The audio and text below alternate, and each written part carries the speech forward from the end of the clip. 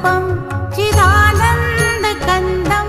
जगत्सम्भवस्थानसंहारहेतुं